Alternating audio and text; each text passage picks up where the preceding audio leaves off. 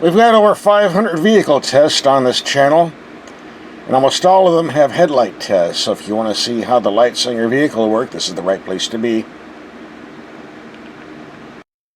is why you need good headlights.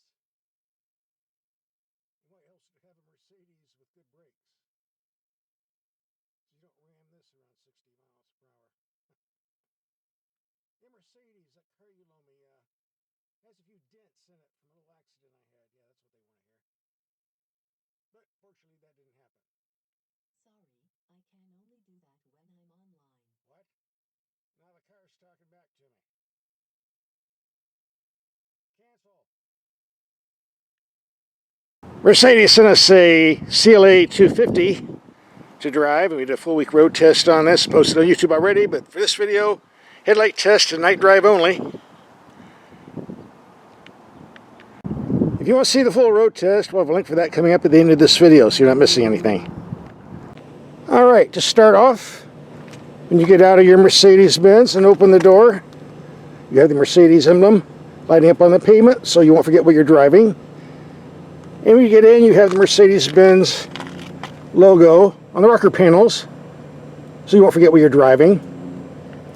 And the AMG emblem on the carpet to remind you of all the money you paid. All three.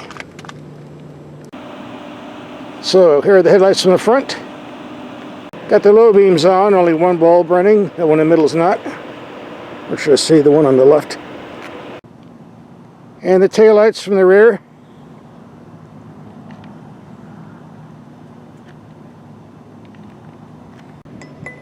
You can see the interior lights up very nice. We'll be getting in a few minutes. Oop. The cabin lights just came on. Yeah, I could see more.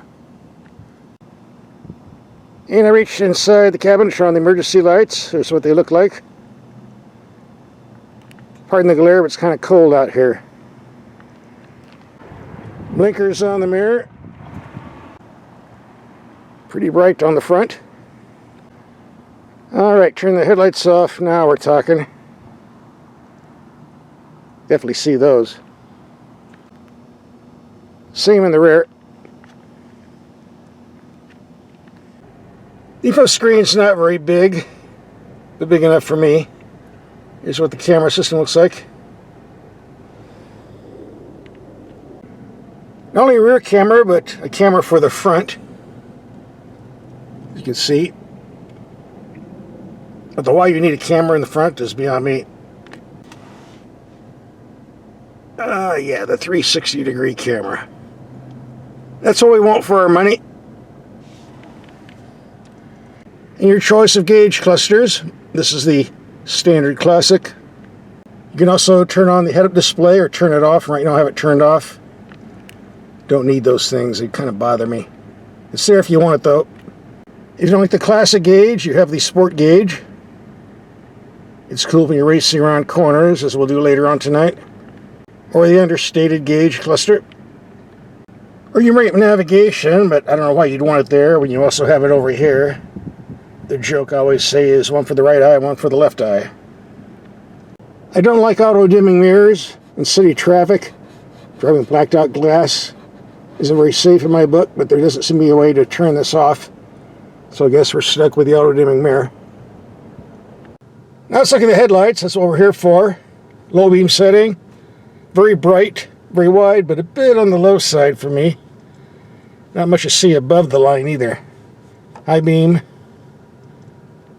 Let's go out a little bit further. Out to around 70 yards. Not much height. High beam. Well, no complaint here. This car has the night package. So we have side lights.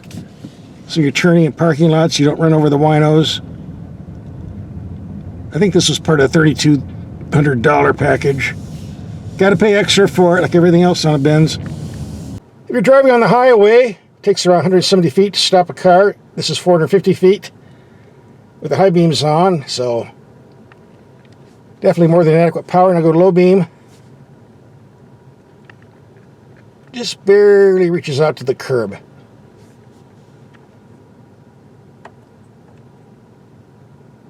Looking good. I see we've got a construction zone here. Low beam. The bright's definitely lights everything up.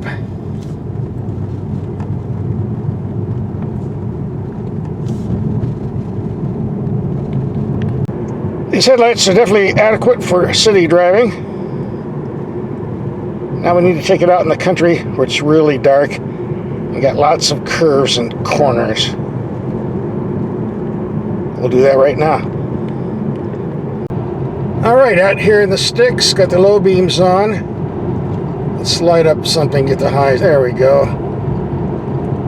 Now we can see.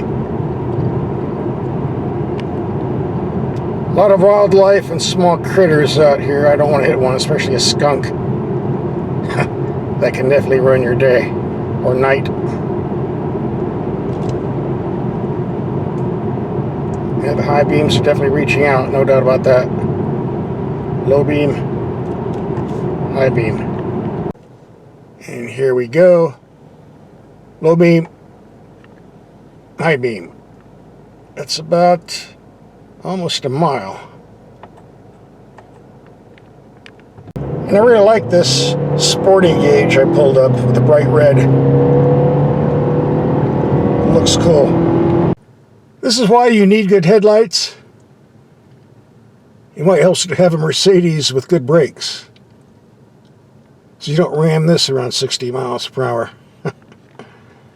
Yeah, Mercedes, that car you loaned me, has a few dents in it from a little accident I had. Yeah, that's what they want to hear. But fortunately, that didn't happen.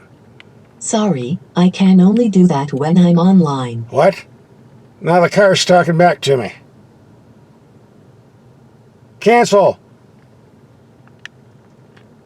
So the car's been spying on me the whole time I've been driving, listening to what I'm saying, huh? Hey, it's a German car. What do you expect?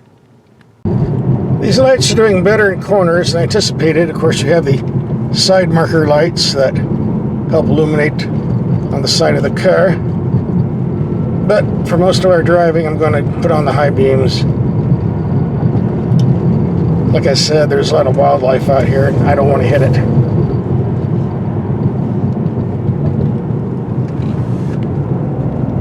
By the way, this does have an automatic headlight function that turns the brights on when it doesn't sense traffic and turns it off when it does. Like right now. Turned the brights off when the car came by. Now it has them back on again. I prefer to do it manually, but when you're holding on to the steering wheel, driving this quick in corners. Yeah, it dimmed it again. The automatic feature is a nice gimmick to have. Oh, we've run into ice and snow like we did in the other video, so I'm not going any further. Time to head back to town. Maybe we'll take a freeway trip if we get time. Let's do some dark, dingy street driving.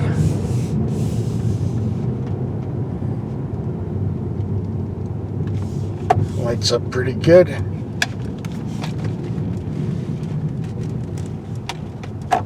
High beam.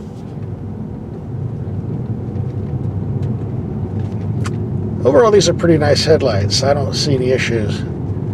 I thought they wouldn't be good because of the low ride height, but does not seem to be a problem. That concludes our night drive and headlight test. You want to see the full road test? There's a link coming up. You're already here, you might as well watch it.